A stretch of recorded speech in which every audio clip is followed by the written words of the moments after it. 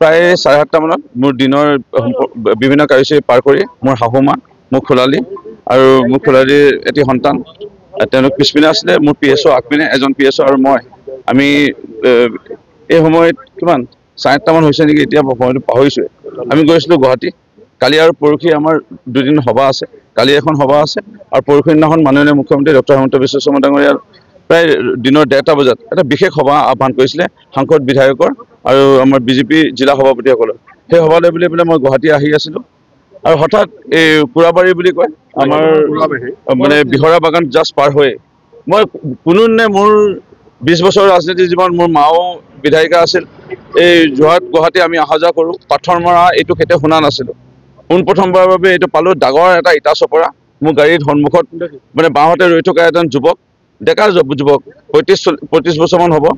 একদম আমি দেখা পাই আছোঁ মইতো কেলে পাথৰ তুলিছে নাজানো দেখা গৈ আছোঁ ঘপককৈ আমাৰ গাড়ী লৈ পেলাই পুনৰ মোৰ পিনে বিশেষকৈ ড্ৰাইভিং ছিটৰ পিনে পুনৰ মাৰি দিলে আমাৰ গাড়ী গোটেই গ্লাছ ভাঙিল আমি গোটেই মুখে চুখে গ্লাছ আমি অলপ দেৰি ৰৈ দিব লগা হ'ল লগে লগে পুলিচক খবৰ দিলোঁ আৰু যিহেতু DSP দায়িত্বত আছিলে আমাৰ মৰিনীত বাৰ্ডি বড়ো ডাঙৰীয়া তেখেত বৰ্তমান SDPO বোকাখাত হৈ আছে তেওঁ চিনাকি তেওঁ যোগাযোগ হ'ল তেওঁ আহিছে আৰু মোৰ PSO যিজন আমি গৈ ল'ৰাটোক সুধিছিল তই কেলে পাথৰ মাৰিলি তেওঁ ল'ৰাটোৱে আবুল তাবুল বলকিবলৈ ধৰিছিল আৰু তেওঁৰ মানে বুকুত যেতিয়া ধৰিছিলে এই গেঞ্জি টুকুৰাটো থাকি যায় আৰু এই যোনটো এটা উপপথ য'ত মানে লাইট চাইট নাই এই উপপথেদি পলায়ন কৰে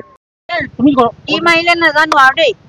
তাৰপিছতে একদম গুৰিবোৰ আহি আমাৰ পিছৰ চিটত আহি পৰিছিল তাৰপিছতে তই কি দেখিলি কৈলে মানে মানুহ এজন আমি গৈ থাকোঁতে দেখিছোঁ মানুহ এজন মানে এইম লৈ আছে হেৰি এটা লৈ শিলগুটি এটা লৈ এইখিনিতে শ্ল' ওৱান ৱে সেইকাৰণে মানে এইম লৈ পেলাই মাৰিছে মানে কোনোবাই খবৰ দিছে চাগে যোৰহাটত কি গৈছে এনেকুৱা গাড়ী মানে এইটো প্লেন যেনে লাগিছে মানে কোনোবা চিনাকি মানে